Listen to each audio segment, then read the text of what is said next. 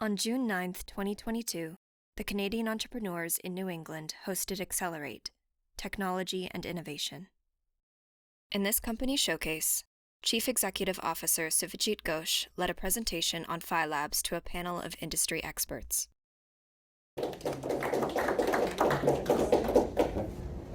Well, good afternoon. Right? Is that yeah. I'm Suvojit Ghosh, or people call me Jen usually. I started this company, Fyelabs, last year in January, spin out of McMaster University in Hamilton, Ontario. So before I start with the whole pitch, just with a quick show of hands, how many of you in the room today is a startup founder, or tech company founder, or have been in the past? How many of you have worked in a product role in such a company? Cool, so we have an awesome audience. I don't need to pitch this, y'all need to probably doesn't solve it. So this is my third startup, and what I noticed in my first couple of startups is in the early days, it's very difficult for a startup to be able to afford technical talent, product development talent. There's a lot of outsourcing houses out there, but the moment you go beyond just software, it kind of crumbles. There's freelancers that you can work with, but if you're building something with a little bit more complexity, such as a medical device, for instance, you're looking for electronics, control systems, industrial design, a little bit of software on the user interface side, a little bit of software on the firmware side. You're now dealing with 5 contractors that don't necessarily want to work together with each other. So there's specialized companies that do services like these, but they usually don't talk to you unless you're able to afford a 8 to 8 digit invoice to start with. So for startups, they're led to dealing with doing it themselves while also balancing their acts, trying to do business development, customer discovery. I've been in those shoes before. So about 4 years ago, when I was working at McMaster in an industrial liaison kind of role, soliciting contracts from large companies, I realized we could offer a package service like this for startups too. There's no government funding for that kind of operations in Canada yet. The government fundings we deal with all support outcomes that are 3 to 5 years away and are tied to academic cycles. So we had to make a self-reliant business model to support that kind that operation. Product development dedicated to startups. So starting in 2016 July, within the first couple of years, we got really, really popular to a point where the university president, the new incoming university president, basically offered us, saying, "Hey, why don't you guys consider spinning out?" And I have, to thank the gentleman sitting right here. He helped me through navigating the process of spinning out an operation from within a university into an independent company. So we did that last year in January, and starting with 2 of my colleagues who worked at the university. Within the last 15, 16 months, we've grown to 20 full-time employees now. We operate in 6 areas, as you can probably see from the text over here. We have a software team, we played algorithms, electronics, computational modeling, robotics, and industrial design. We started with just 2 of those and then grew and grew. The idea is to create a one-stop shop where you come with an idea, and no matter what kind of technology stacks it requires, we can put together a team quickly so that you can go into product development sprints right away. We have a very startup-friendly contracting process. We're coming in, you know exactly how much a project's going to cost, you know how long it's going to take, comes with warranty. So the whole value prop for the founder is that now the founder can go do what's most important to them, which is trying to understand what their customer needs. That's the most foundational aspect of a startup. You don't understand that, everything else crumbles. So that's pretty much it. Another quick last thought I wanted to leave you with. So last year we started just in Canada. Even to this day, 80% of our customers are in Canada. We just started our first US operation in Los Angeles about 8 weeks ago. And next year, we're probably going to start looking at the Northeast, having some presence here. Okay. Questions, Ben? Yeah, so would you think of yourself closer to, in the spectrum of product design firms, closer to an IDEO, or closer to a outsourced medical device shop?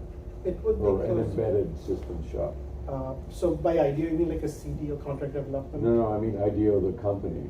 that design. Oh, yeah, so products for they people. would do what we do, but it costs about 20 to 100 times what we do, because they're more focused on a finished So polished your product. differentiation is that you're lower cost.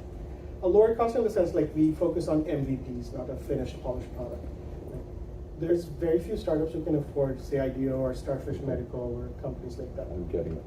So you're closer to that embedded systems shop. And is your business model to subsidize your labor and take equity, or?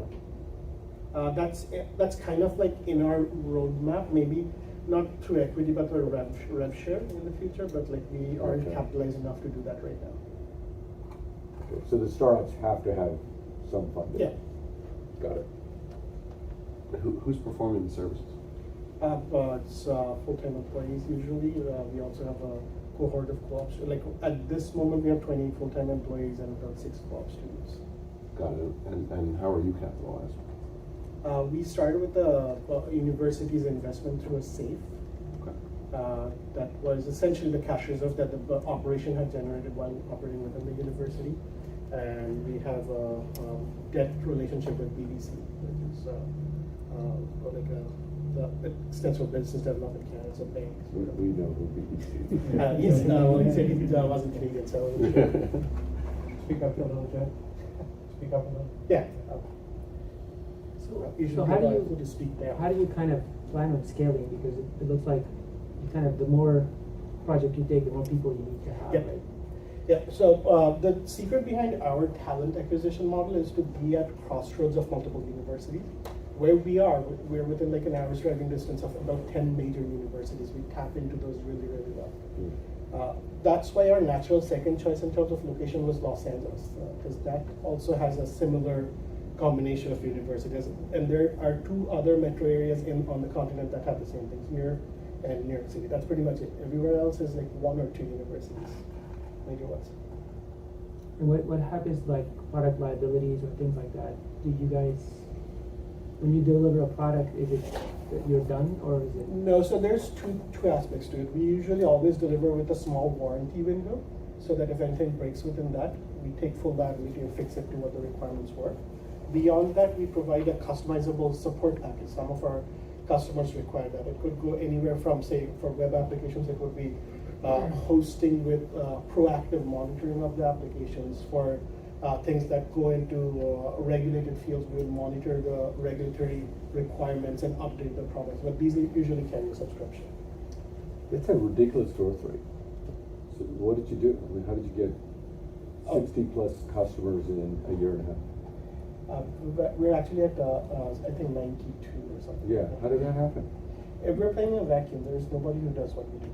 That still doesn't mean you get that growth rate. I mean, what's getting you out there? Is it word of mouth? How are people? It started with a lot of word of mouth. Yeah. Thai was instrumental in getting us a lot of word of mouth in Yeah. the GTA ecosystem. Yeah. And then we started attaching ourselves to like these innovation ecosystem organizations. So in LA, for instance, I went and sort of parasitically attached myself to the trade commissioner office there. Yeah. And they started giving me intel on the events we should show up at. So we would show up at events and sponsor things like a startup showcase. It would typically have, say, for that particular organization, the 12 most promising startups that are like looking for Series A right now. I'm the MC. So all these 12 now go into our pipeline. That's been one way, and the other is like typical, like outbound LinkedIn or email marketing campaigns. So what's the end goal in Yeah. terms of are you building towards some kind of exit, or are you building just to kind of perpetual existence? I think this is more of a perpetual existence model. Yeah, I mean, it's tough because, you know, it's gonna be a capital consumption model because you've got to invest in people and plant ahead of the business, right? Yeah. Because you can't take on something when everybody's already billing at 80%, Yep. right? No, absolutely. So how are you going to capitalize that? I mean, debt and a little bit of equity is fine, but you're going to. Yeah, so what we do is beyond that initial investment that we got, which was still less than $1 million, we have run the business in a way where it's a conservative growth at a so that we remain just cash flow positive. So we don't go down under, but we're growing as fast as we can. And as our like top line grows, our like borrowing capacity also keeps growing. So we're a 1.5-year-old startup that has a substantial credit line from RBC, which is a major bank in Canada. It's unheard of because like usually banks wouldn't even consider lending to companies like ours. And how do you, I mean, given your most important asset are the people in your company, so how do you make sure they don't, you know, they're incentivized, they stay? I mean, I can imagine they work on a nice project and then they think, hey, I can do this somewhere else. Or... Well, that's an easy answer. We don't. Our typical lifetime, especially in the software field, is like 18 months. In the other industries that we serve, industrial design, mechatronics, they're a little bit more sticky. But we plan for that exodus to happen, and more talent to replace them. That's just the nature. So you do have churn, but Yeah. you just have a pipeline. If I may, that's one of the value propositions. So when you source early stage talent, so students, this is an opportunity where they get to play on a number of different sectors and product types, and then figure out where they want to take their career. So that becomes one of the value propositions, and that actually goes out to the vendors, that this isn't about you can never hire these people.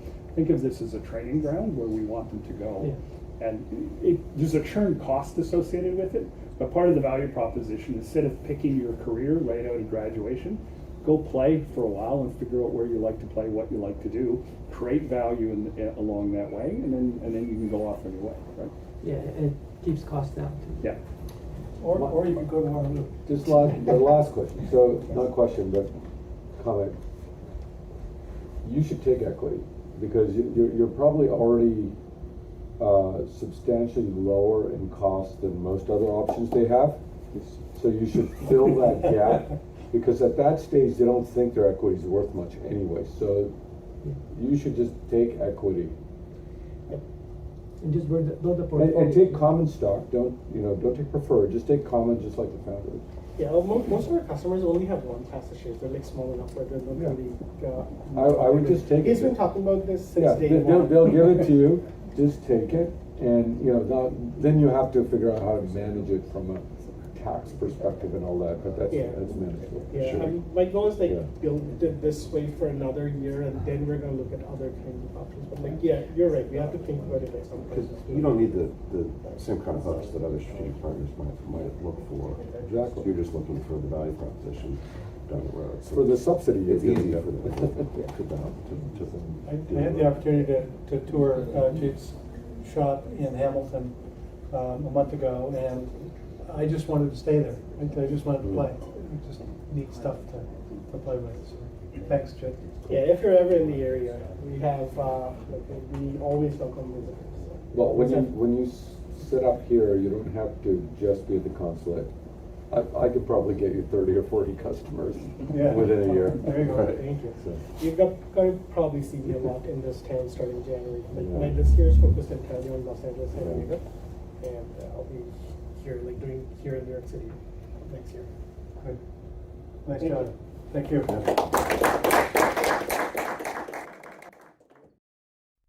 Thanks to the Consulate General of Canada, Nova Scotia Business Inc., and Foley and Lardner for sponsoring the program. For more information about the CENE and future programs, please visit thecene.org.